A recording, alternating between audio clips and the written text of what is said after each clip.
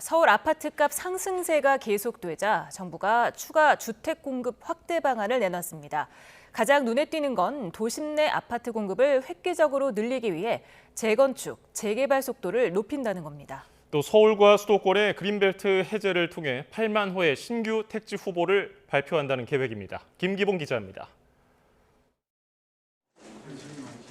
정부는 일단 현재 서울에서 진행 중인 37만 호의 재건축 재개발을 앞당기기 위해 정비 사업의 기본 개념을 규제에서 지원으로 바꾸기로 했습니다.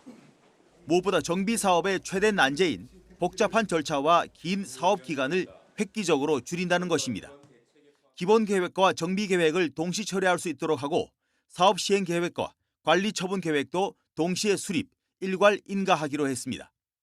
조합 설립을 위한 동의 요건도 현행 75%에서 70%로 동별로는 2분의 1에서 3분의 1로 완화하기로 했습니다. 특히 관계기관의 이견으로 인허가가 지연되는 것을 막기 위해 지자체 합동조정회의를 신설하되 이후에도 지연될 경우 국토부가 직접 조정하기로 했습니다. 조합과 건설사가 공사비로 인한 갈등이 생길 경우 전문가 파견을 의무화하기로 했습니다. 복잡한 사업 절차는 최대한 하나로 묶고 행정 지연이 발생하지 않도록 국토부와 지자체가 적극 개입하여 이를 조정해 나갈 계획입니다. 아울러 재건축 사업자와 1주택 원조합원에 대해 취득세를 최대 40% 감면하기로 했습니다. 정비사업의 최대 용적률도 법정 상한 기준에서 추가로 허용해 역세권은 390%까지, 일반 정비사업은 330%까지 늘리기로 했습니다.